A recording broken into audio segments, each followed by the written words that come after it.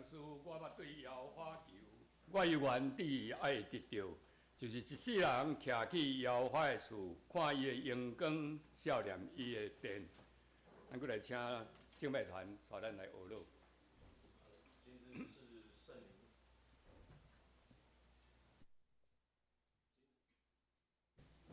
今日是圣灵降临节哈，那我们特别回想在《使徒行传》记载圣灵降临，门徒说着各地的方言，又得着能力，勇敢见证耶稣，众人同心合意在殿里敬拜，祈求圣灵今天也是这样子运行，充满我们，充满这地，对我们说话。如果方便，邀请大家一同站立，我们一起来向主献上我们嘴唇的果子。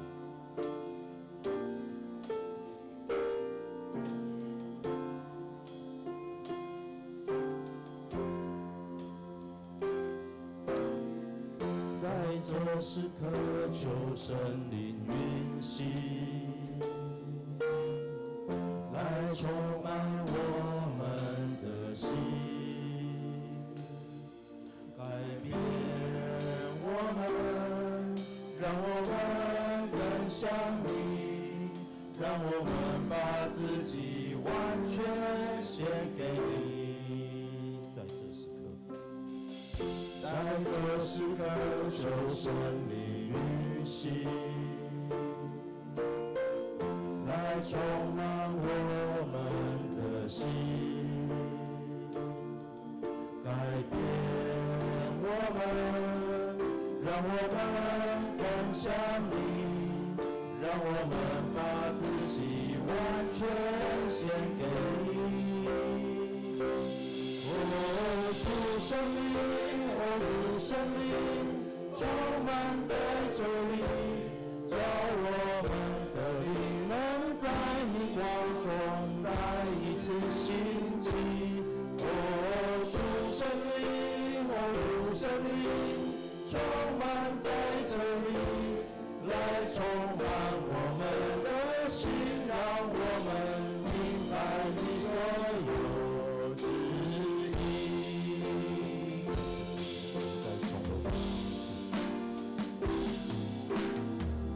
在这时刻，求圣灵运行，来充满我们的心，改变我们，让我们更像你，让我们把自己完全献给你。在这时刻，求圣灵运行，来充满我们的心，改变我们，让我们更像你，让我们把自己完全献给你。哦，主圣灵，哦，主圣灵，充满在这里，叫我。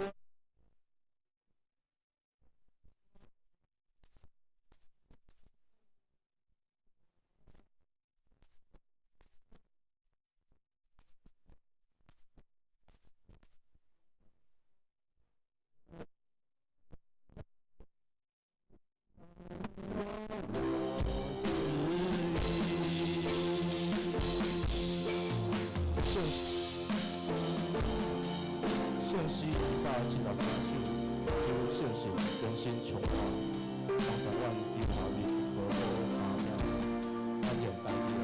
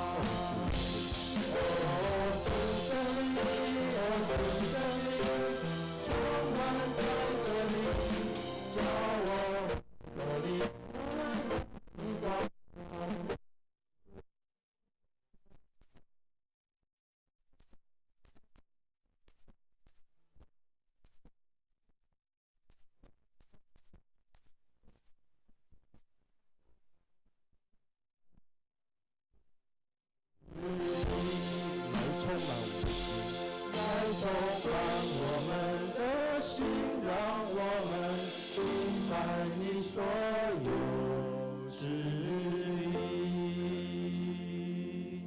感谢主，咱继续用基督的心来吟圣诗169首。耶稣讲，信的人要做比这个较大的事，因为咱领受圣神。恳求圣神开阮的心，开咱的心，给咱智慧，互阮知怎样用上帝话来得到对咱。恳求圣神降临，咱做伙来行。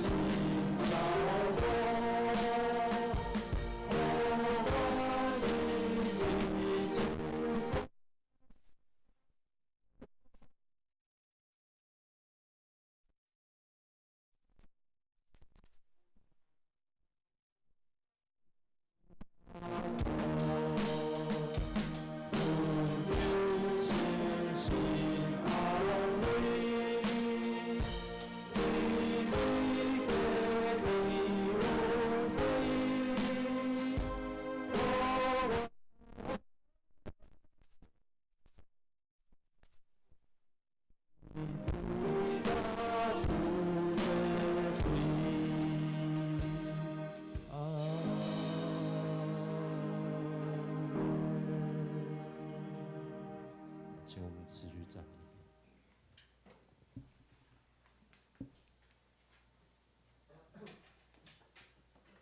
要用使徒的圣经来告别咱的信仰。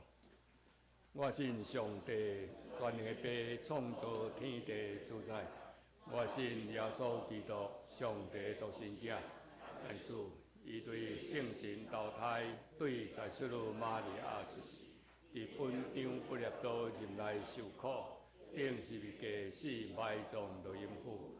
第三日对死人中国活，上天打这个全能的爸，上帝大名。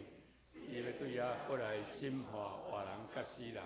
我是信，共同的教会，圣道的相通，最赦免肉体国活，永远的活命。阿们，请坐。咱过来交托经文。经文第4篇，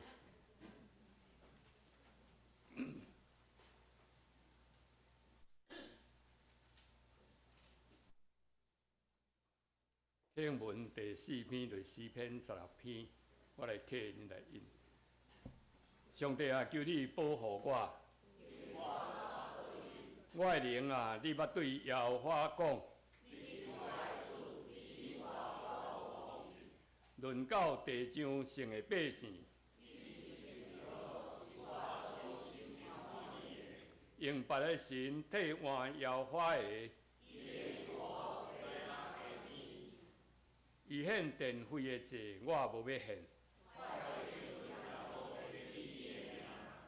耶和华是我的产业，甲我杯中的分业。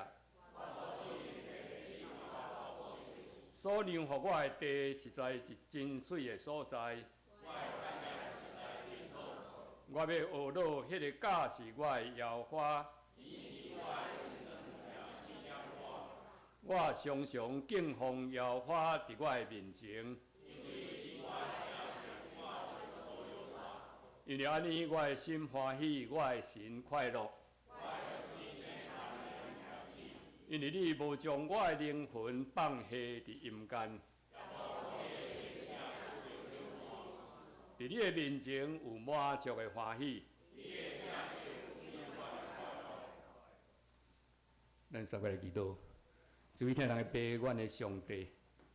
阮伫主日的时，到你的殿里，伫遮敬拜而你，阮用诗歌来学老，用你的话做阮的准绳，互阮伫人生的路站来行，无偏左偏右。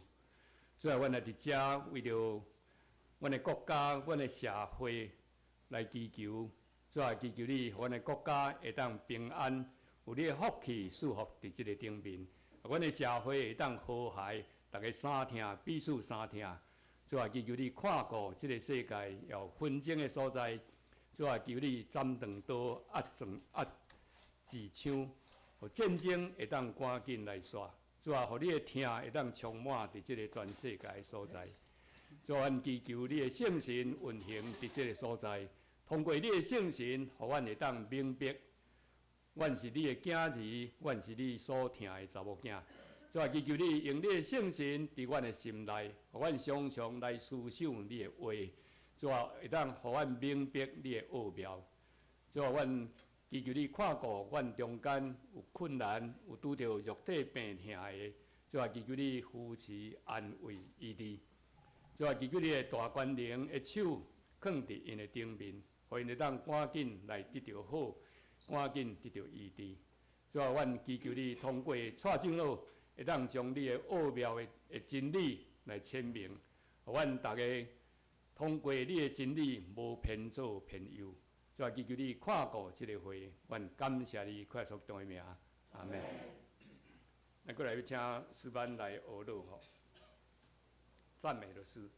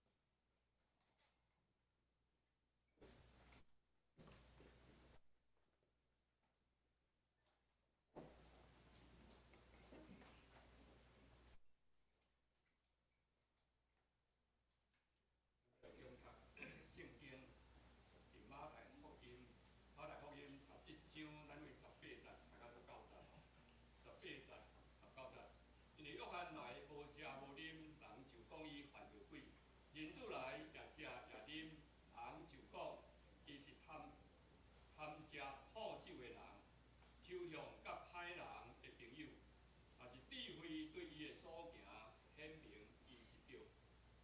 要来请发长来证道，这题目是百口莫辩。大家平安。平安。各位弟兄姐妹平安。平安。你能应付一个安尼吼？我们讲平安较甘愿呢，真的是祝福人家，可以吗？可以。平安。啊，感谢主。今天是圣灵降临节，今天是圣神降临节。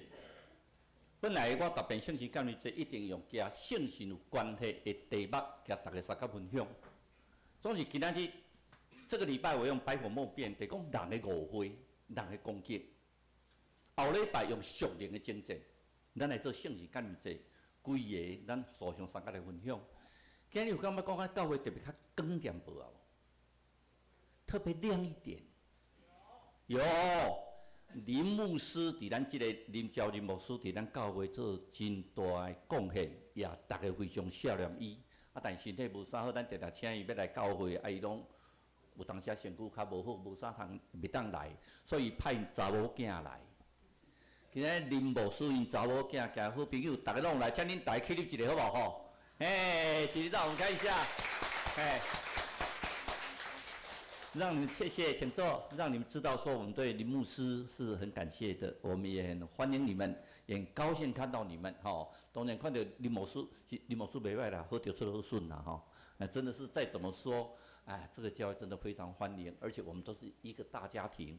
可能你们出去外面流浪，出去外面工作，但是你们回来了，我们就是个大家庭。非常高兴，今天我们用百口莫辩，各位有没有感觉到，其实用我来讲，我真的很谢谢你们。你们大概这几年来，尤其最近这4、5年来，其实我是这辈子遇到最大的折磨，跟最大的患难。还好每一次在准备讲道的时候，让我可以重新来检视我的信仰，让我可以来重新在主的面前里面知道我应该怎么去做。其实我觉得我的收获最多。我学的更多，也很谢谢你们的体谅，百口莫辩。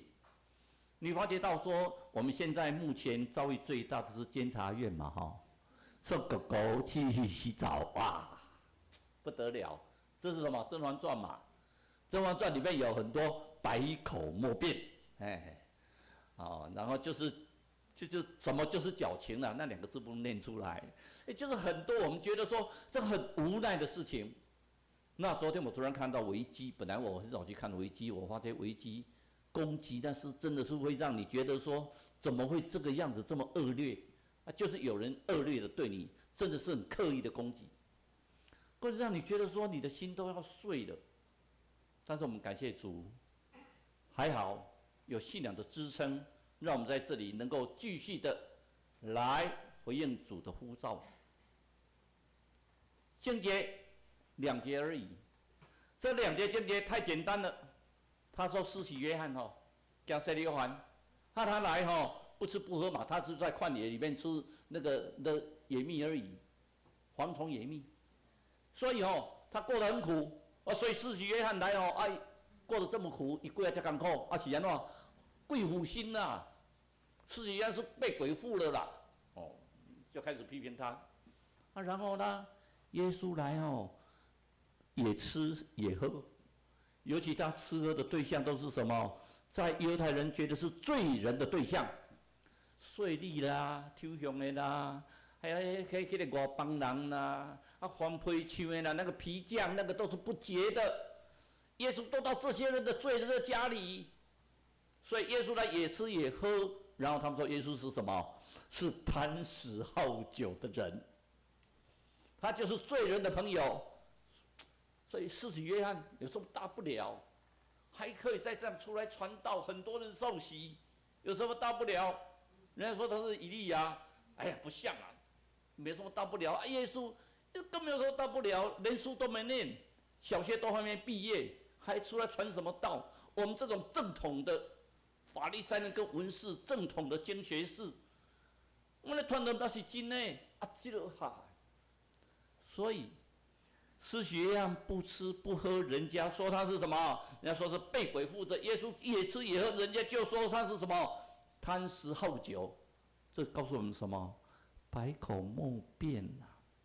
你会发现到耶稣从头到尾都没有一句辩解，尤其上十字架的时候，在被审判的时候，跟以赛亚书53章所写的一样，他被鞭打而不开口，恐怕无开嘴。受凌辱，伊无开嘴，伊是由康到受台，对他这种羔羊被牵到受宰之地呀、不开口，为什么不开口？开口也没有用啦，越开口人骂得越凶啦。所以我们监察院现在大家都告诫自己，我们都不要讲话。结果我们田委员知道隔壁田，他其实人非常好，就突然开口埋怨一下说：“哦，他每次上班都好苦。”哇，不得了！现在他骂他的声音是铺天盖地，他的脸书被灌爆，他还拿给我看，你看我脸书被灌爆。我说我还特地5点去跟你讲，都不要讲话，你结果7点接受记者访问就讲话，没办法了，不小心就露出来啊！啊，我也不知道该怎么办呐、我们现在也没有院长，也没有秘书长了，整个监察院他们都忘记。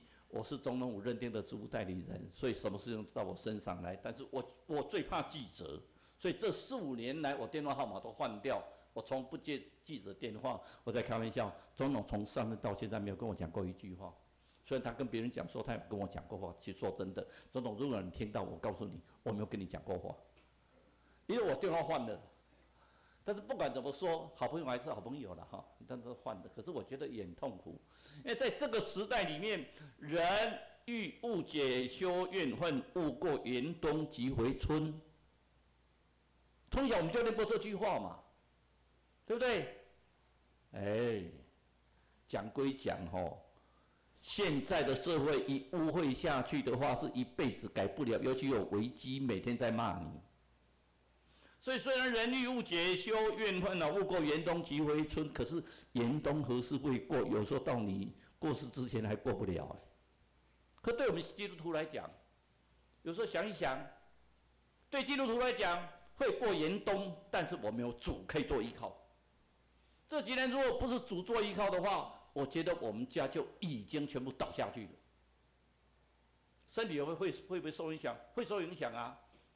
你看我们全家的身体大概多多少少都有一些病开始出来，但是跟老也有关系的哈，不像我们昨天我们的凤珠姐为了长得比较高，所以血压就高了，那些已经好了。但相对的，我们要知道，在人生间有苦难，但是耶稣告诉我们什么？不要害怕，我已经战胜了苦难。人间有苦难。所以我们要知道，我们事情往往不如人意。他说这个明明是误会，我解释一下就澄清了。越解释越糟，越解释越多，越解释被骂得越凶。然后才发觉到现在，尤其在政治上是开始大家丢泥巴，泥巴丢得越多越好。啊，尤其现在台湾有大罢免，哇，什么事情都来。那他问我大罢免有什么感受？我说我讲到不讲政治，因为这个没有什么对跟错，应该怎么做就应该怎么做。对我们来讲，我只希望能够好好做一些事情，我只希望好好的，我当监察委员能够好好把监察委员的工作做完就可以。所以你看法利赛人对耶稣的误解，他是真的误解吗？如果我们讲误解还好听，他其实就刻意的攻击。跟我经常讲这句话嘛，眼睛黑心就红，那眼睛红了呢？心就黑了嘛，那就是因为他就是觉得耶稣这种不学无术的人，居然可以号召这么多人可以医病赶鬼，那么这个耶稣是不是应该受到惩罚呢？这个耶稣是不是应该把他排除掉呢？又去看你就是不顺眼，这个社会上有时候你没有得罪任何人呢，可是那个任何人骂你骂得最凶，就现在台湾的政坛骂我最凶的一个就是黄昌啊，那个联合报写黄国昌，我从来没有见过他，我从来没有跟他讲过话，就是骂得最凶。因为整个监察院里面大概办案最多的就是我，大案子也是我办。为什么？没为什么，就希望你赶快把他从这个正常除掉。反正只要他看不顺眼，就赶快除掉就好。那么我们有没有辩解？没有辩解。那面对单纯的误会，你怎么办呢？圣灵降临，所以说告诉我们什么？所以说告诉我们说，我走了，保惠师才会来。这保惠师是什么？是做什么？是安慰的工作。保惠师是安慰嘛，所以圣灵降临，就我们更需要知道，我们在误解的时候，主耶稣他差遣的保惠师会安慰我们，我们会得到安慰啊。所以我最近常听的几首歌里面，其中有一首歌，我心灵得安慰，有那个世界3大男高音特别把它唱出来，因为这是他的有一个孙子，他的祖父所做的，在沉船的时候所做的，我心灵得安慰。每次唱的时候，眼泪就会掉出来。那天我还跟贝如讲说，我们哪一天我们的那个，你在哪里？说我们那个我们的圣歌队，我们来唱我心得平安。那个本来我以前都听英文了，每次听了都觉得好感动。因为他说阿爸父啊，你说你要赦免我，你怎么忘了我？然后最后一个会说平安，你们得平安。主耶稣基督复活，第一件事情在门徒的里面，他讲一句什么话？愿万令平安，愿你们平安。所以我刚开始说讲平安，你不要平安了，好像在应付我讲爸爸哦。平安是真的是祝福 ，Shalom， 平安是真的告诉你，我心中充满了喜乐，平安啊。平安真的告诉我们，你在误解的时候，有时候不必解释啊。当初在第5届的时候，我是第6届的阶段，第5届的时候，那个这个，因为我对他都讲说，总统没有问过我啦，但是不管传出去就传出去，有2次问我要不要当监察院的副院长。各位都看到民事有出来嘛，院长是陈吉，副院长是蔡崇义嘛。可是最后就好多黑函哦，你蔡总凭什么？凭什么你就可以当副院长？我们都是为了奋斗了好久，我们走街头，我们做了这么多的事情，你蔡总就反正做你的事情，礼拜天你就到教会去，你根本也不交际，也不应酬，就一堆黑函。可是我都不做解释。如果不是有总统府有人来问我说，他写那么多黑函，为什么你都不讲话？搞不好我现在是副院长，我就只有讲一句话，我从来不讲话。只要你来怀疑我，那就不要嘛，连做都不要做，我就不连任就好，我去当律师来赚钱。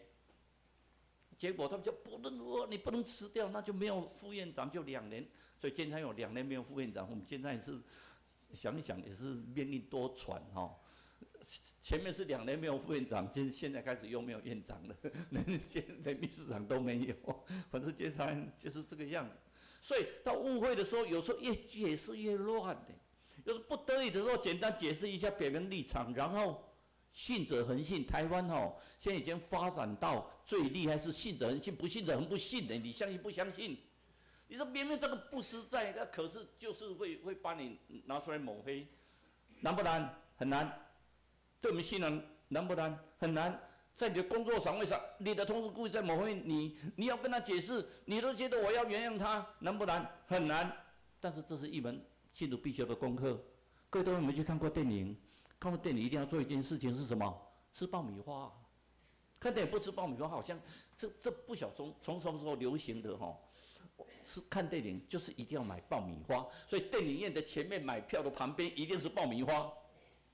有一个人去看电影，要去看电影，电影票买了以后就买了一大包的爆米花，他就在那边等着看电影，坐着的时候，旁边有一个穿得很 smart 的女人，看起来蛮有气质的女人在那坐下去，这样坐下去，等一下，他准备吃那个爆米花，他在吃的时候，没想到那个女孩子也跟他拿着吃爆米花，我的爆米花那女孩子她吃一颗，那个女孩子吃，我的爆米花。一下子啪，一下就把它吃完了。心里就是很气，本来问他说：“这是我的爆米花，你凭什么吃我的爆米花？”可是看到那个女孩子又觉得蛮优雅的，又蛮高贵的，他就这样，那个女孩子还跟他笑一下。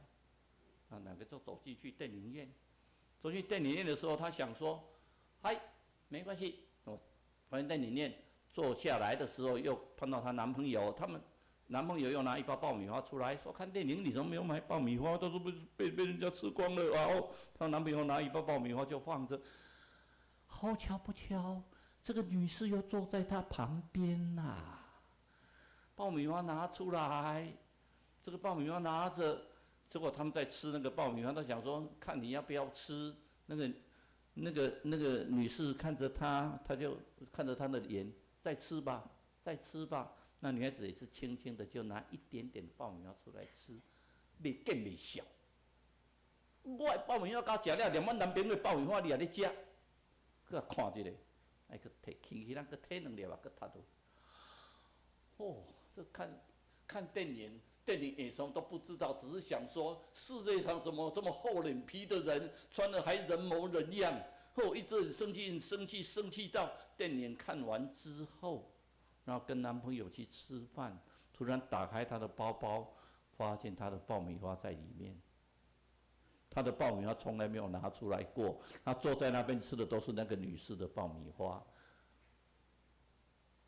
我们经常做这种事情我们以为别人怎么样，尤其能够看一个影生一个囝，有时候觉得这个人怎么样，就开始怀疑他，一定是你做的，一定是你怎么样，越看越像，越看越像。我们小时候的那个国小的故事里面就有说，一个人不是掉了一个什么那个发夹，还是那个珠子，就一直怀疑是他的女佣所为，越看越像，那女佣的行动越看越像，越看越像，就把他坏了。最后才发现到说，他那个珠其实没有啊，就掉在那个地板的夹缝里面。我们遇到这些事情怎么办？误会是一种对人生的一种折磨它跟和谐是完全背道而驰。只要误会产生，你很会发觉到，你有时候讲话都讲不太流利我跟你讲话都觉得说，就给都明明你安尼。误会产生以后，人与人之间的交流就慢慢都没有嘞。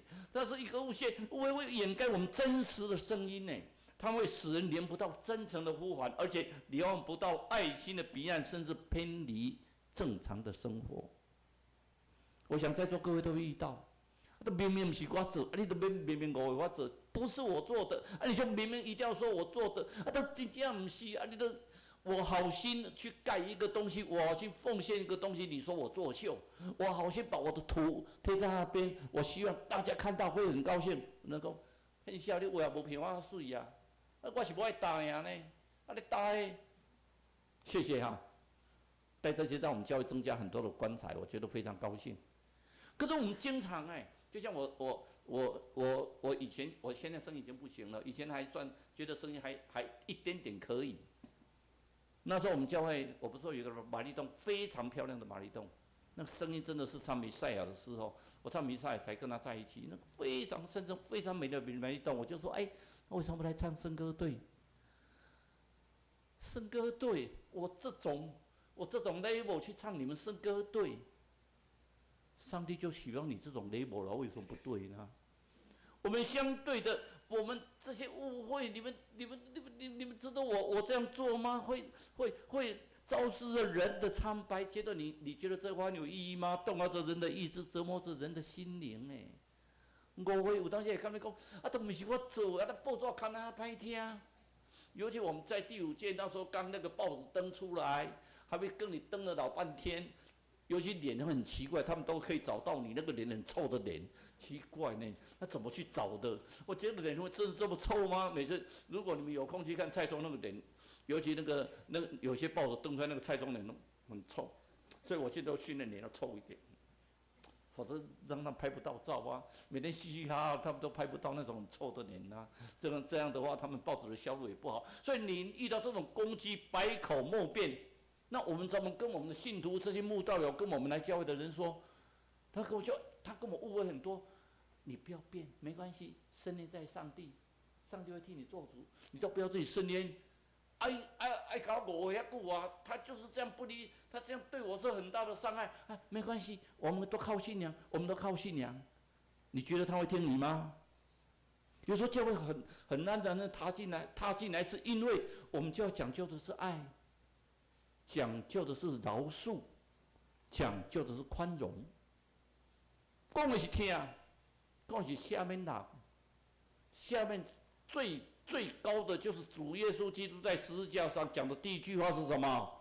父啊，赦免他们，因为他们所做的他们不知晓。爸啊，下面你因受罪，因唔知。有没有这么大的宽容度量吗？伊甲你已经甲你陷害啊到顶十字架啊，你还讲啊下面你，很难呢。但是相对的，我们从人的方面来讲，我们知道新约是邪恶对美德的一个自荐，但是相对的，信徒要知道，在约伯，他受了这么多的苦害，所以约伯讲一句话：人生在世，必遇患难，如同什么火星飞腾啊！也就是人你世间会碰到真侪患难呐，所以你也可以讲，教伊就讲人生四大苦难呐，生老病死、生老病死啊！你也本来是有苦难的啊，你不是信咱基督教以后，信基督教以后，来无灾无难无病无痛。那这个不是真正基督教，那叫做邪教。进去的话，牧师跟你祝福你这辈子赚大钱，无灾无难。这个，上帝的眼中一定觉得很夸张。我们的信仰是告诉我们，上帝的试探不会超过我们所能忍受的。你会等着试炼未？会等着苦难会，就是上帝会做你的目库，做你的依靠。你遇到患难，上帝会做你的依靠，会让你超过你所能够忍受的。你看我们耶稣受谁的嫉妒呢？受谁的误会呢？第一是他的同行啊，是不是他的同行？耶稣出去传道，耶稣讲天国的道理，他天国道理引用也是很多是旧约的，可是法利赛人跟文士祭司在会堂引用的也是圣经，你是在传道，是不是同行？只是一个有牌的，一个是没有牌的，一个是林牧师有牌，一个是像我一样没有牌的而已。但相对的啊，同样传道里面，耶稣很多人跟随他，会医病，会赶鬼，这些法利赛人呐，想尽办法要消灭耶稣，要除灭耶稣，要制造很多对耶稣不利的谎言。你觉得这公平吗？在世上本来就不是个公平的世界。那耶稣被误会是什么？同乡啊！耶稣讲一句话：先知的本乡不受欢迎，先知在本乡不受欢迎。那个现在基督教会没有牧师，在没有牧师要走之前，6月底要走之前，我可能会去那边看一下，因为我觉得我对基督教会真的有很大的亏欠，因为他们从盖教会中间3年我就溜走，不是就回台南嘛，所以在上来以后才把教会盖完，献堂完以后聘完牧师，我才来中兴教会。但相对的，在那个地方，我就说你们自己长老不在的时间，你们能还没请牧师之前，你们长老能自己讲道。他们每个长老都愁眉苦脸跟我讲说：“不要啦，我要讲道，叫我们讲道，那我们再去聘人来讲道。”不见得哎，长老可以自己讲道哎。我觉得我们中兴教会的长老每一个讲道可能比你们林牧师差一点啦，但是都可以讲道是上帝的道理。他可以讲上帝道理出来，他不是讲自己的这些花言巧语，他讲的是上帝的道理。所以拿撒勒人耶稣，他在拿撒勒讲道，人家是不信他哎，说拿撒勒有出什么好米，拿撒勒人有出什么好东西，那怎么可能会讲道？所以也就是说甚至在本乡不受欢迎啊，我们能够谨谬欺行啊。我们自己对自己本身都看不起自己呀。我们中间如果有人上来讲道，就说你凭什么讲道？这波你为什么可以再讲道？你又凭什么能去带这么赞美？凭你是国安局哦。但相对的，每个上来的人，我觉得都上帝所祝福，非常好。为主工作就是非常好。你每一个人都是神所拣选的，都是最好的。所以耶稣受到谁的看不起是他兄弟耶，他一边教会行了很多神迹，甚至告诉我们什么，他的兄弟都不信呢，那种可怜。迄个结婚之后出事大汉的啊，哪有可能伊会晓医病赶鬼啊？哪有可能遐老？无可能。但是雅各也不相信呢。等耶稣死后以后，雅各最后成为教会，雅各跟彼得成为教会的2大支柱诶。但讲到雅各虽然不是使徒，但是做了足侪工课，因为伊知影讲伊肉身的哥哥耶稣真的是死而复活，真正是上帝的囝。所以我们在相信里面有很多是什么？他的门徒都不相信他哎。你记得耶稣有一次口渴去撒玛利亚这个井边，跟那个撒玛利亚的妇人讲讨水喝，就在那边跟他讲。说如果你喝我的活水，你永远不渴。在那边跟他讲天国的道理，就他的门徒来一看到说，耶稣啊，你怎么跟这些撒玛利亚人讲？这还在那边讲了老半天，这些人是外邦人呢，是我们看不起的人呢。那时候北国、南国中间以后，撒玛利亚是在中间呢，耶路撒冷地是在中间呢，他们是看不起这些人呢。撒玛利亚是他们看不起的人，就耶稣还跟他讲得津津有味。我们这么高尚的人，你居然这个撒玛利亚人在讲到我们所看到的是什么？连包括他的应该是他的堂兄、表兄啦，约翰，施洗约翰，耶稣受谁洗礼的？施洗约翰帮他洗礼耶。施洗约翰洗礼的时候，三位一体同在。鸽子，圣灵像鸽子一样在它上面，上面有声音说：“这是我的爱子，我所喜欢的。”很明显嘛，因为自己都讲说，我只用水给你们洗礼，再来的那个人，我跟他连提学都不配，他会用水跟灵跟你们洗礼耶。所以耶稣理论上来讲，对施洗约翰是非常的施洗约翰对耶稣应该非常崇拜才对。结果他在监狱快死亡的时候，居然派遣他2个门徒去问一下，问耶稣说：“你是不是弥赛亚？”还怀疑耶，你觉得不可思议啊？就是怀疑啊。施洗约翰甚至怀疑耶稣是不是弥赛亚。那么我们所看到的最后是什么？我们都不相信耶稣哎。如果你相信耶稣的话，你不会那么痛苦。如果你真的相信耶稣，你遇到困难，你会跟他求助。耶稣说：“既然凡有老有背重担的人来求近我，我会使他得到安息。你也见到得靠背重担的人就问我互你得到安息啊。但是你有无？没有嘞，想靠自己的方法去解决不了。讲耶稣啊，我甲你祈祷一下哦，开始开药单，开咧讲耶稣这药单拢无咧照开，所以拜耶稣、信耶稣嘛无效。意思来世界拜拜，大项都甲拜拜，大项都有效。”你不相信的话，富贵吉家里什么都有，连耶稣都有。我第一次才知道说，富贵吉家里连耶稣都可以拜，所有的神明都拜，所以是好厉害的一个人。所以相对的，我们在法利赛人身上，文士看到什么？我讲这个话，也就是说，在我们身上看到什么？也许我们就是这些法利赛人跟文士哦，这些伪善的人。我们看到什么？自圆其说了，把自己塑造成被害者，加害人。变成被害者，在这个台湾里面好像很正常呢。加害人变被害人，很正常哦。就是你在欺负人家，搞到最后变成人家欺负你。所以我们有时候在那边聊天，很多人就很生气，说：“你看立法委员坐购物车乱用，怎么样啊？”我们稍微被抓到一个把柄，骂得要死，一天到晚在骂。可是我们说，反正。就像闯红灯一样啊，你100个人闯红灯，只要你最后一个闯灯你被抓到的，那你就认了嘛。做错事情就应该认，没有第二句话。所以其实第一时间我就请李俊毅辞职，结果他说还有事情要做，第一时间没有辞职就不对了啦。你做错事情就辞掉了嘛。所以相对的，法利赛人认为什么？诡计多端，进前污蔑耶稣。耶稣骑驴进入耶路撒冷，大家和散那，和散那。哦，气到极点，他要做王了，不让他死还得了？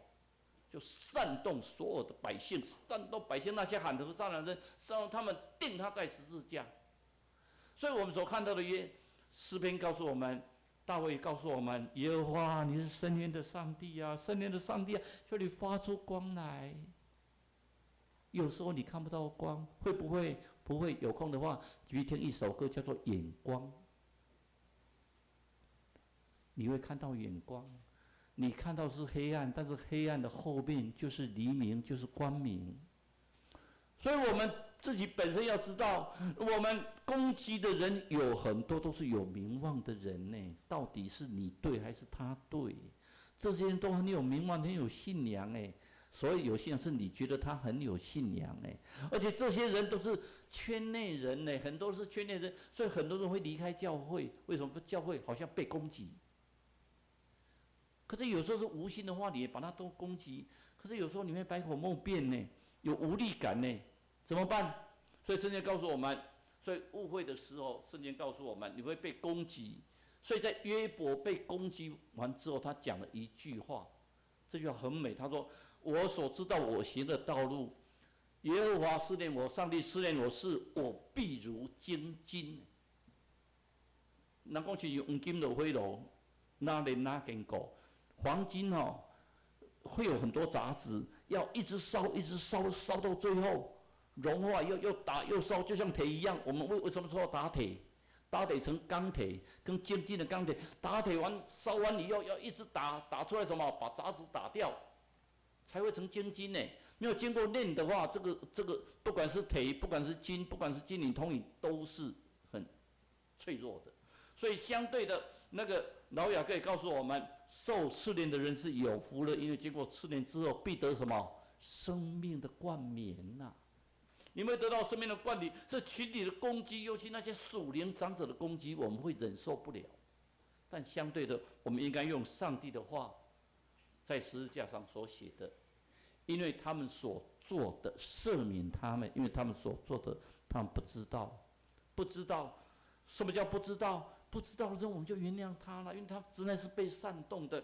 但是如果这个误会是故意的话呢，那下礼拜我们就会讲，这叫属灵的征战。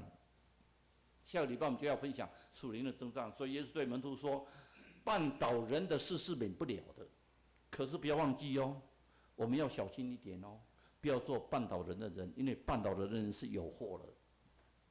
所以我们要小心。耶稣说：“烦恼苦背重担的人来就近我，可以使你得到安息。既然落我背重担的人，你来就近我，我互恁得到安息。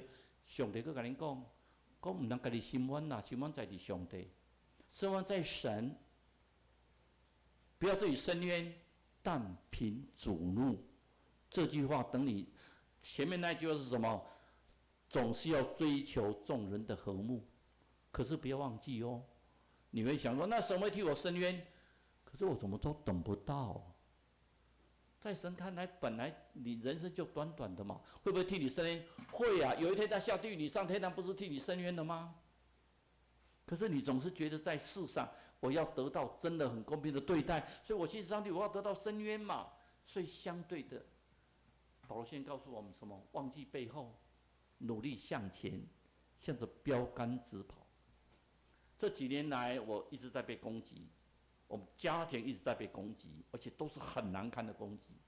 后头我告诉自己，忘记背后，努力向前，叫什么标杆直跑。我发觉到，真的我在跑的后面的过程慢慢就消退。人家对你不信任，那就不信任；可是对你信任的人是越来越多。我的儿子今年会不会毕业我不知道，他已经念了第2次的神学院了。但是他已经不管有没有毕业，他不念了，因为念得再久也没有用，因为他是大学的，他是博士，而且大学的副教授。学校跟他讲说，你不要跟我们抢职业吧。所以他已经跟他切结，不会，绝对不会出去当牧师，不会跟你们抢职业。那好了，那就给你毕业。所以他应该是会毕业，因为他不抢职业了。我去学校教书，我不跟你们抢职业。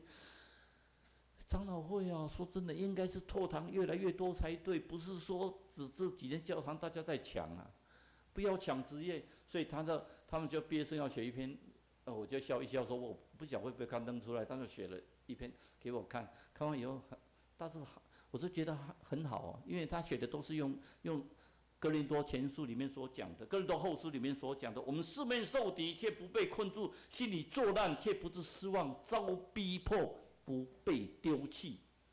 更重要的是什么？身上才带着耶稣的死，使耶稣的生也明显在我们身上。当你到被攻击，当你被误会攻击的时候，请你记住这句话：耶稣的生也显明在你们身上。所以他的里面写一段话：4年的男神，所以是一段旷野的过程。就是施洗约翰，他有没有享受？没有，那是旷野的过程，蝗虫野蜜让他度过生活，多少的困难。所以接着保罗先讲什么？我们这自战自谦的苦楚，是为要我们成就极重无比永远的荣耀。原来我们不是顾内所看见，那顾内所看不见的，所看见的是短暂的，看不见是什么？是永生啊，这是永远的。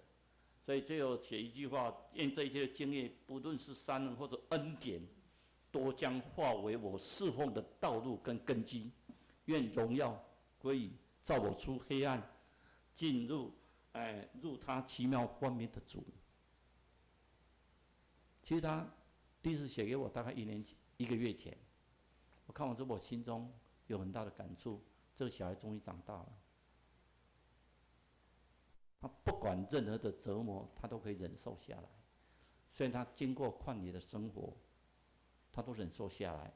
一个更奇妙的是，大家都说他毕业完了，所以已经有3间教会拜托他，毕业完之后就去他们教会讲道。有些话不能讲得太多了，因为我们是直播的哦。那些会友真的好喜欢他哦。他去实习，有牧师跟他打100分，学校不晓得怎么打分数，因为不让他出来牧会，所以就把他打0分，50加50，所以变成50分。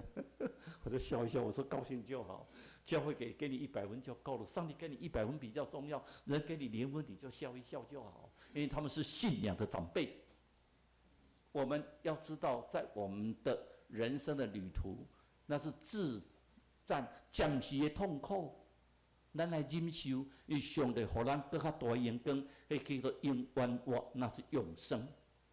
不要再计较这一些。有个人，2个人结婚以后非常的恩爱，他的先生是孤囝，孤囝听得懂吼，独子，他的爸爸很早就死了，妈妈如苦含辛把他带大。长大了以后，他们2个在都市里面2个结婚，结婚了有2个非常恩爱。可是妈妈在乡下，那个儿子连媳妇都说：“你应该把妈妈接来我们城市跟我们一起住。他年纪越来越大了，他应该不在这里。如果身边没有人照顾，所以他的儿子就去乡下，一直劝他妈妈：你来啦，你来台北，我们一定会跟你好好孝顺。”他妈妈终于被他说动了。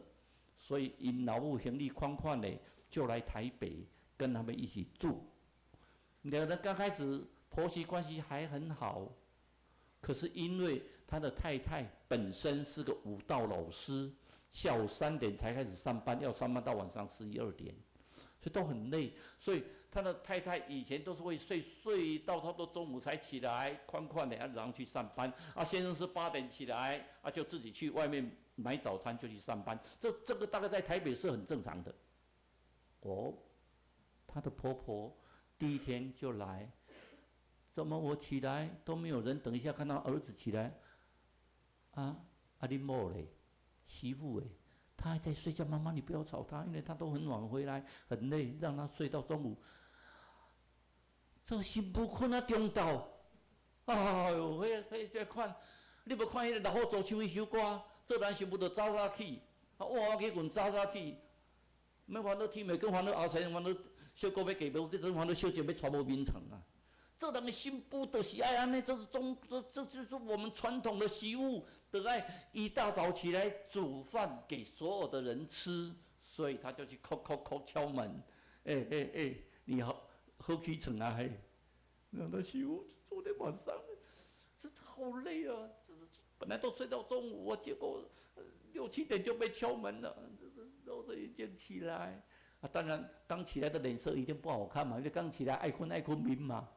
他的婆婆说：“做媳妇的6、7点嘛，你也唔紧起床，通煮早顿。”妈妈，那个阿伟都自己去巷口买烧饼油条跟豆浆带去吃啊，我都中午因为我很累。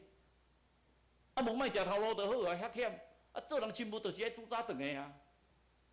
然后他就没办法，就早上起来，他也不会煮早餐，他就去巷口买烧饼油条回来。妈妈讲：啊，我无咧食这啦，我嘛食。啊，这人咧食这都吃稀饭呢，这真卡，我咧食烧饼油条。对不对？妈妈讲：没，明仔载我煮就好。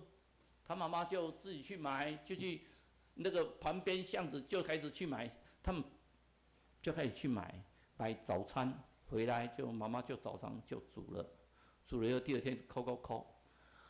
我做大家人煮早餐啊，阮媳妇食呢，扣，我起来，阮媳妇过目睭。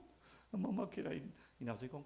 忍耐一点，忍耐习惯就好了。妈妈就是这个样子啊，妈妈也很辛苦啊。你看她煮了这么多早餐，她早上不喜欢吃稀饭呢。阿 Kim， 你喜欢吃稀饭吗？有没有？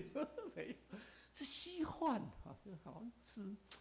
说真的，实在是吃不太下，因为没有睡饱嘛，吃不太下。吃完以后就想去洗碗，他妈不必，你去睡觉。你不是都睡到中午吗？那我替你洗碗，可是被叫起来再去睡哦，说真的睡不着了。反正他就去那边躺，就看到妈妈洗碗以后，他回来看，妈妈洗的这个什么叫做碗，也不用洗碗精，那也随便让水冲一冲，看起来就油油的。他就看他妈妈不在，用洗碗精再去把它洗一遍。就在洗的时候，他妈妈看到，我洗碗你还咧嫌，我煮早顿你还咧嫌。你做这个媳妇的，我替你煮早餐，我替你洗碗，你还嫌东嫌西的，所以关系就不太好。有一天，他妈妈照常煮早餐，他也是6、7点就被叫起床来，闭着眼睛，几乎快睡着就去吃早餐，吃到一半突然吐，就旁边吐，他的妈妈生气，往地上一摔，我煮的那么难吃吗？那先生说：“你在搞什么？妈妈煮的这么难吃吗？”还去那个马桶里面一直吐。他妈妈说：“算了，我回家。”薄薄的宽宽的，一个说：“妈妈你买了，不用讲了。”你妈妈快点叭就处理呀。然后他一直吐，他觉得身体很不舒服。他就跟先生讲说：“我现在去医院一下，医院就在他们旁边而已，他家的旁边就医院，他就赶快去医院检查，结果怀孕了啦。可是他在那边等检查报告出来的时候，突然看到他先生站在急诊室，他吓了一跳，就问先生说：‘你来这里做什么？’他是在妇产科内，你怎么在急诊室？”他先不理他，他说什么事情啊？先把他手一挥，旁边护士讲说：“你妈妈出门的时候被车子撞到，妈妈叫车弄到，被车子撞到。完了不？没有救回来。他在那边突然脑筋一片空白，他先生用很恶毒的眼光看着他，不好吃你也不要这个样子，用那种什么动作还吐出来，不要再跟我讲话了。办完丧礼，我们2个就离婚。他太太也不讲话，就静静的。这丧礼办完，所有的亲戚们都一再指责他：“你这个媳妇好不孝顺啊！你妈妈替你煮早餐，你竟然吐给她看。那妈妈出去，你看被车撞死了，你高兴了吧？”就是所有的亲戚都骂他，他也讲不出话来，他就安静的等。回到家以后，先生已经在桌上摆一张纸，离婚协议书，签名吧。他没有讲话，名字就签上去，签到一半突然跑去，开始又吐，就同学怪怪的说：“你怎么了？”就突然一想，你是怀孕了？你有心脏笑？太太出来，把名字签完，免阁讲遐济啊！我袂互你负责，囡仔我会生出来，小孩子我会生下来，我自己养。我说是的，我误会了，大家误会了，你不要这个样子，不要。他说不用讲了，这事情就到此了。你走你的，我走我的。这房子是你的名字，我不会要，我净身出户。但是希望你让我把孩子生下来，生完孩子我就走。他就说你不要了，不要这样了。离婚协议书我都签了，你去办。现在都要本人去，以前不必哈，只要签完名就可以去。那先生之后，他先生要进去房间跟他道歉，他看到先生进入房间，他就走到客厅去，他永远不跟他先生讲话。他先生就默默地把东西搬到书房。之后，他每天看到先生在键盘打字，滴咚滴咚滴咚在键盘打。然后之后看到那先生开始买东西，婴儿的尿布等的一堆，买了一大堆东西在仓储里面，买了一大堆东西放在那边。有时候半夜突然听到先生在哀嚎，盖着棉被在叫的声音。他说：“卖 gay 啦，不要假了啦，我不会再同情你了。”他觉得他先生是用哀兵之计，在那边痛，哀兵之计。而且有时候叫他故意忍着不叫的，盖着棉被，盖着枕头很痛，在那边叫。他有听到，他心理上已经死了。他说：“哎呀，对我没有用的了，我小孩子生完我就走。”甚至他跟先生冷冷的放一句话：“卖个 gay 啊哈，你哪生了我就走。”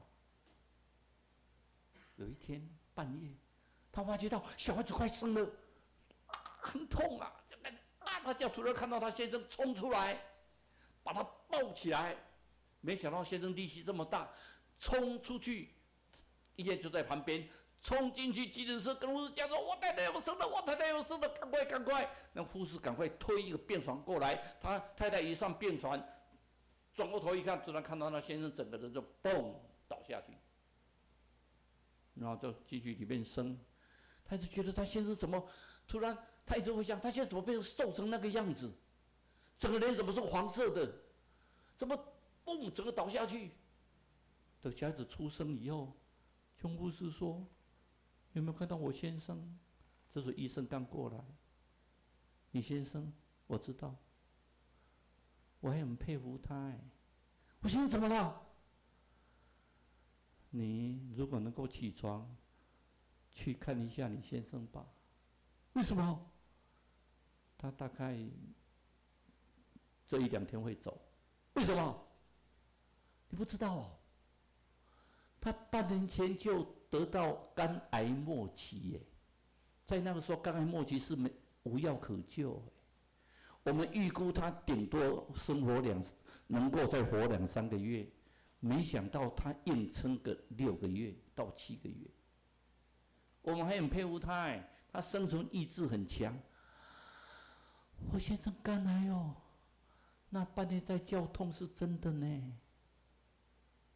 他把小孩子抱着到他先生面前，他先生已经眼睛睁不太开，他就叫他先生的名字，把眼睛睁开。他把孩子抱给他，是跟他讲对不起，对不起，对不起。先生抱着那个小孩，掉眼泪出来，看到小孩子好高兴，对不起，对不起，走了。办完丧事，他回来，本来想打开电脑，突然发现电脑旁边有一堆文字。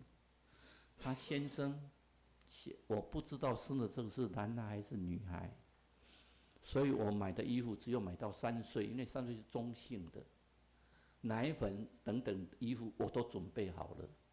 我还有买了很多的储蓄的保险，我想够你们母子或者母女可以生活一阵子，然后开始写，1岁的时候你要注意什么，2岁你要注意什么，3岁你要注意什么，写到20岁。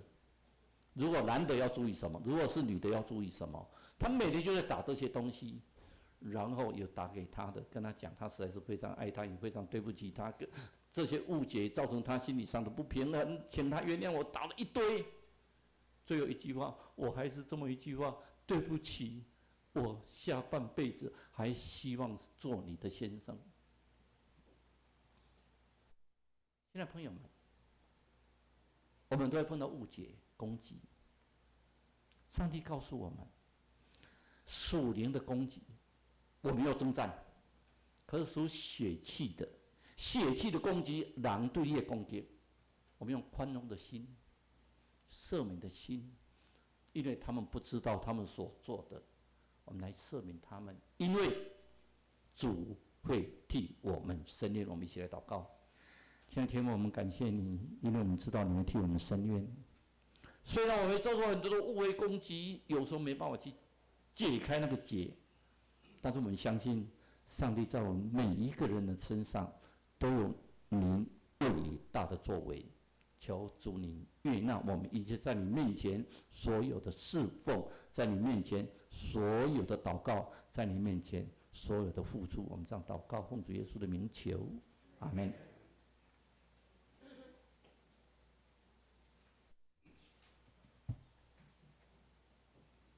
过来吟诗，圣诗160首吼，诗曲我兼名字。来纪念来吟全首。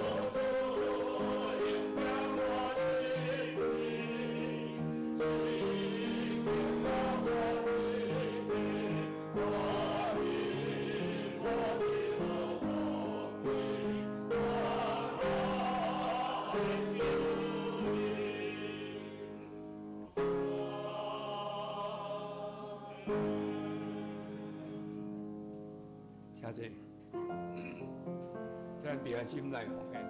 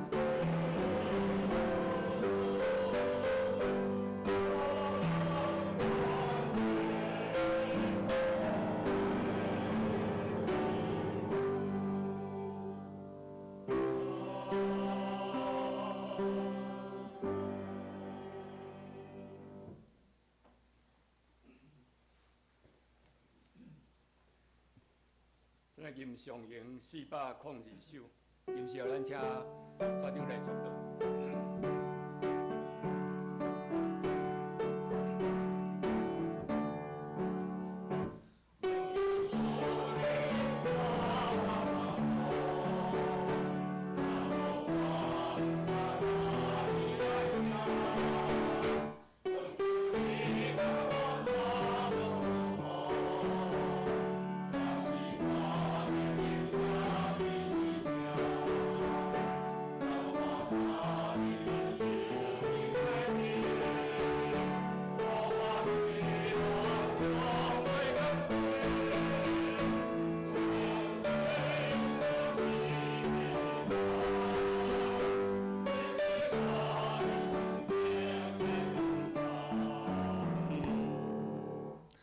我将你交伫全能的白上帝保护的手，完全的上白圣囝圣神，甲恁的恩典三角之地，恁的一世人拢有上帝慈悲怜悯，甲恁三角做伙，愿一生一世有主的恩典与慈爱伴随着你们，直到永永远远。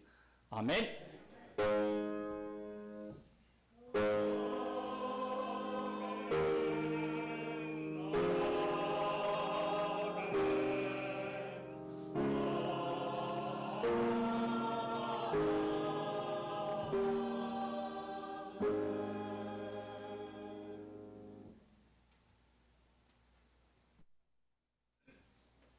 谢谢。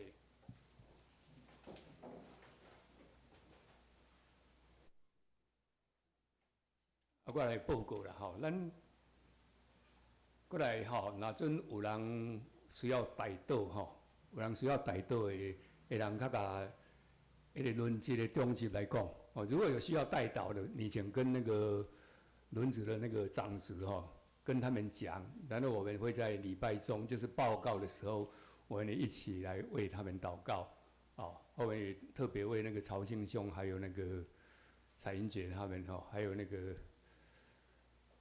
饶弟兄他妈妈，还有柯秀的姐妹哈，为着因个阿嬷哈，因为健康啦哈，就是他们为他们来祷告，啊嘛特别咱中间有需要的，咱嘛为着因来祈祷啦，啊嘛为着这个黄主姐来祈祷啦吼，伊昨昏雄雄咧。迄血压讲飙高到178哦，比我还悬呐。哦，那我们也特别为他们来祷告。啊，咱即马这个时间，咱就为家来祈祷啦。吼，咱请蔡长老来祈祷啦。我们先安静我们的心，我们先来默祷，好不好？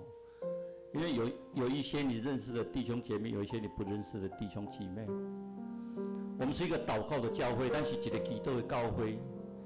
你先将你心中所有的要对主讲的话，请你现在的用默祷的方式，你可以讲出来。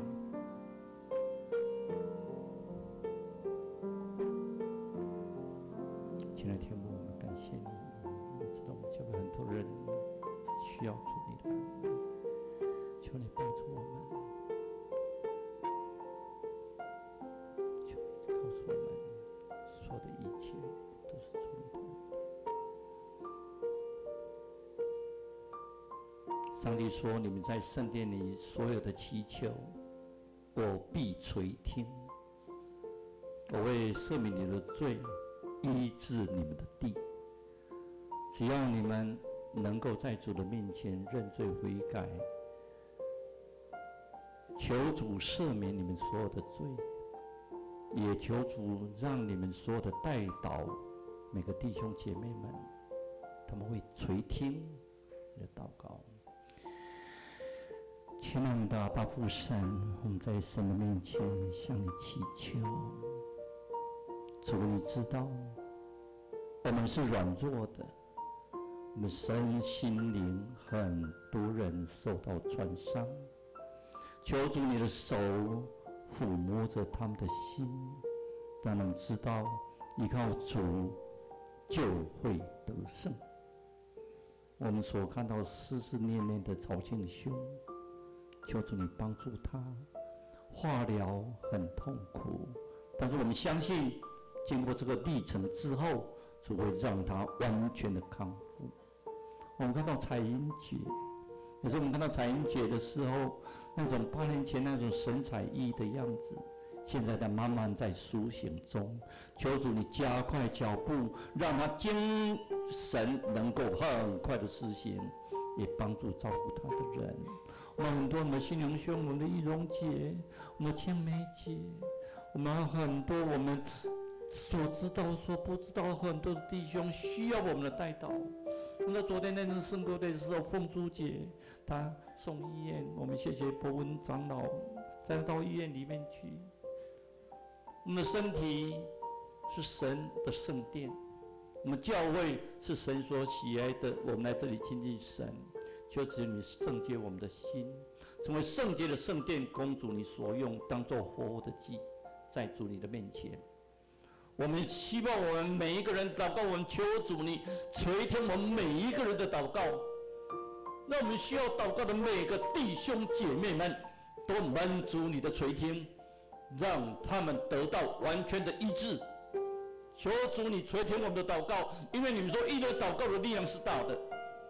我们在神你面前谦卑的祷告，求主你允谅、赐福、帮助、垂听、侧耳听我们的祷告。我们这样祷告，奉主耶稣的名求，阿门。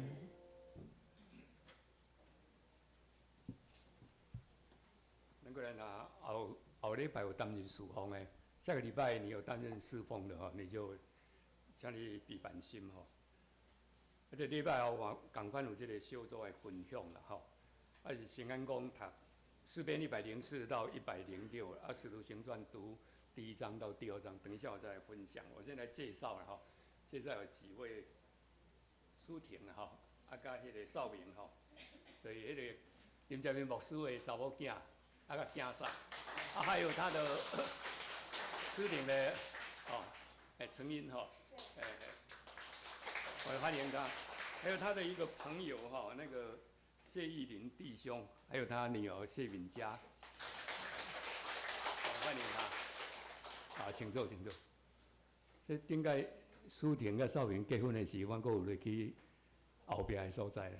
我们教会很多人都有下去了，结果一晃眼，好像过了几10年了。时间在过真紧啊！他们有带迄个小蛋糕啦吼，过来迄个义林弟兄因有带迄个手工饼干来了吼，等一下我们再一起享用然后这些。我来分享迄个《使徒行传》的部分，我来分享一下。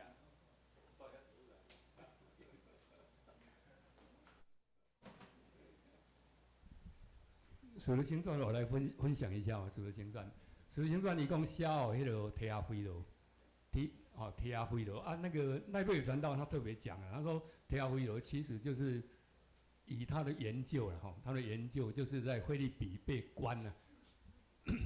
那个保罗不是被关在那个腓立比嘛？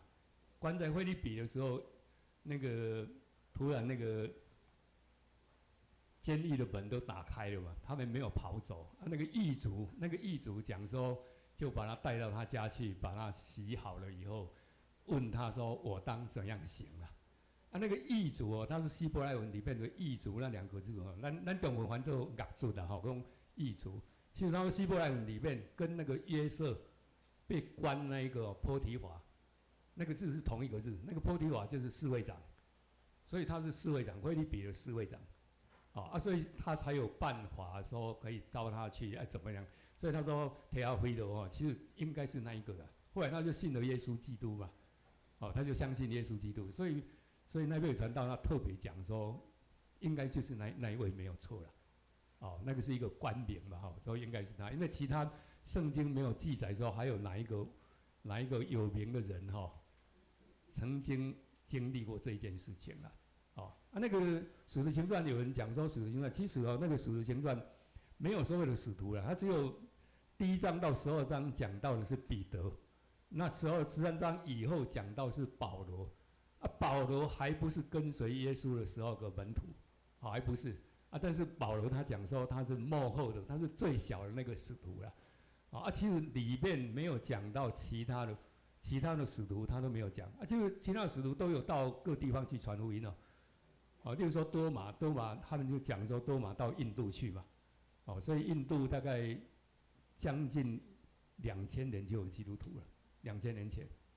我有讲过那个张天昌医师我们以前那个房东啊，他说他们芝加哥大学那个医学院里面呢，有一位印度人叫约翰。他说你怎么会叫约翰？你是不是在美国才改成约翰？他说没有啊，我在印度就叫约翰啊，因为我们信耶稣，我们那个村庄信耶稣的人已经1000多年了，1000多年。他说啊，真的，那个是多马去传的，所以他只有讲到《使徒行传》，只有讲到那个彼得1到12章。彼得我们知道一开始的时候是五旬节的时候，就是耶稣被钉十字架、复活以后到五旬节，五旬就是五旬嘛，就是50天以后了。50天以后圣灵降临，我们知道约翰在14章跟16章里面有讲了，他说耶稣跟他们讲，跟他的门徒讲说，他去了以后会差保惠师来，保惠师就是圣灵。14章讲说那个圣灵会什么？圣灵会告诉你们一切的事情。16章讲说圣灵会什么？圣灵是真理的灵，会将一切的真理告诉你们，然后呢，让你们想起我讲的话。最后呢，说要荣光我，要荣光耶稣了。圣灵的工作就是这样。那些奥秘的事，一切的事情要显明出来，真理的灵，就是这一些。他就讲说，所以耶稣后来彼得不是又回去打鱼了？打鱼的时候，耶稣跟他讲说，你们要回到耶路撒冷去那边等。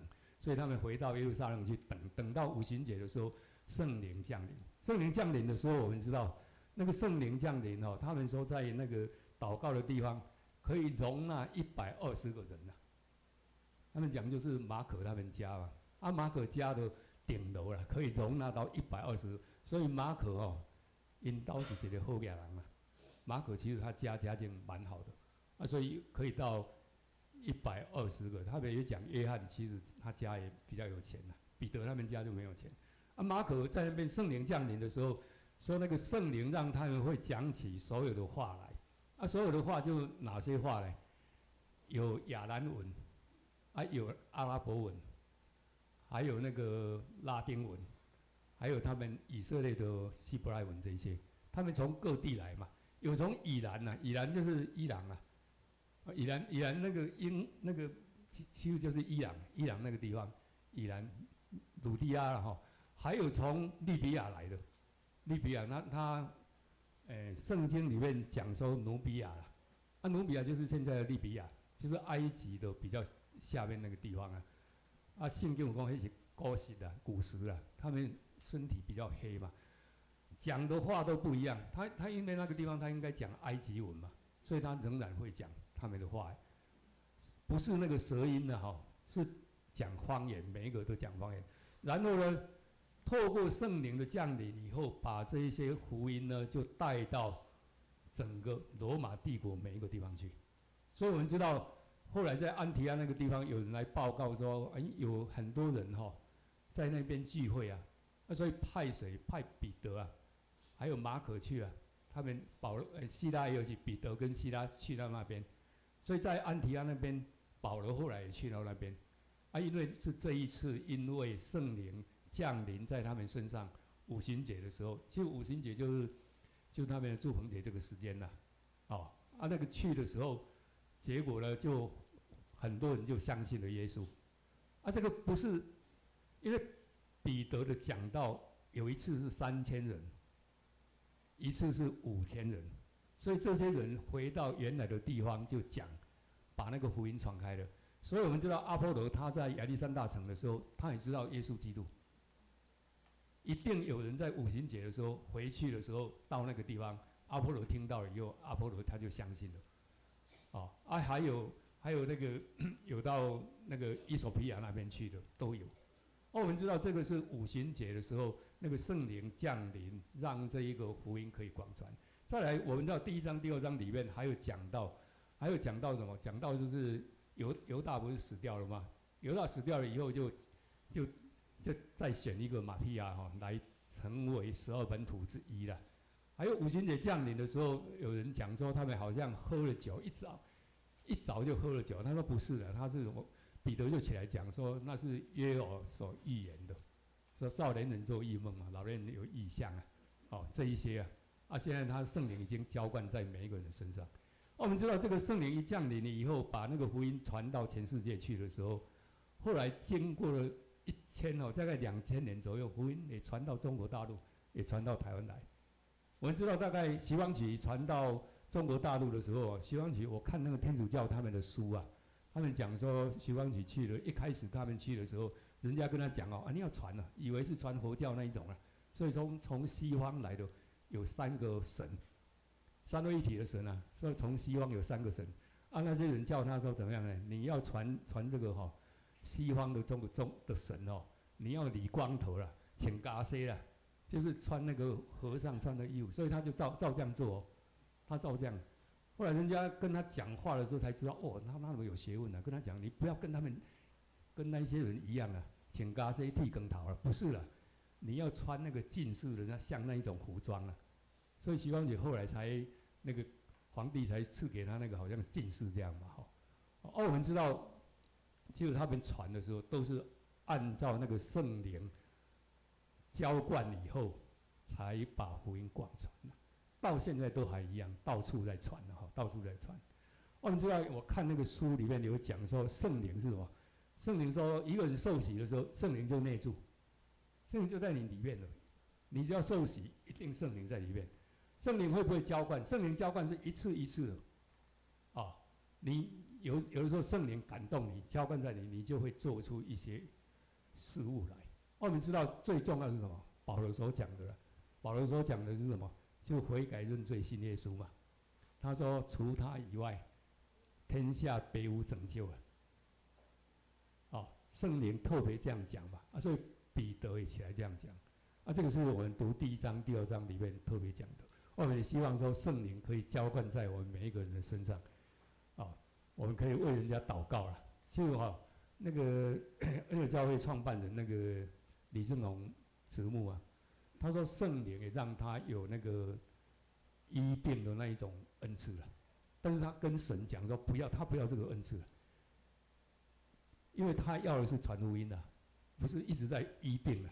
伊讲你若我都讲祈祷可以医病的时候你逐工你都拢伫遐咧祈祷这你没办法去传福音。所以他说他跟神说，你不要让我这个，你要让我去传福音给需要的人所以他特别有时候我们聊天的时候，他特别讲到，所以每一个都不一样那我们也看到雅加布那个，你读《使徒行传》的时候，读到22章那个地方，雅加布他跟彼得讲说，跟保罗讲说，你会被绑会被下在监狱里面保罗怎么讲？保罗说：“圣灵跟我讲我在每一个地方都要被绑、被关、被打。”所以他说他一定要去。圣灵也跟他这样讲，所以圣灵也跟雅加布这样讲，圣灵也跟保罗这样讲。到底听谁的？保罗就听神跟他讲的，他没有听雅加布的。所以我们知道圣灵他会跟每一个人讲，我们就体会那个圣灵所告诉我们的。我们讲说《使徒行传》其实就是圣灵行传，没有错了。其实圣灵行传，那教导我们的祷告，还有传道，还有圣灵的浇灌这一些事情。谢谢。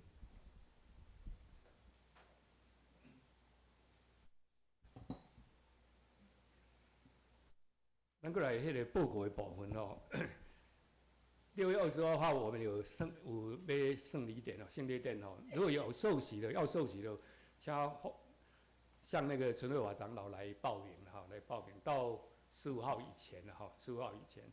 那个7月5号、6号，植物学在教会举办迷你夏令营欢迎植物学学生跟家长可以来参加，也欢迎邀请认识的国小的那个学生来参加下周那个敬拜团有敬拜的训练，请团员预备心过来后礼拜迄个新眼讲的读经进度，使徒行传3章到8章，才能家己来看以上。咱过来请生活队来唱祝福的歌。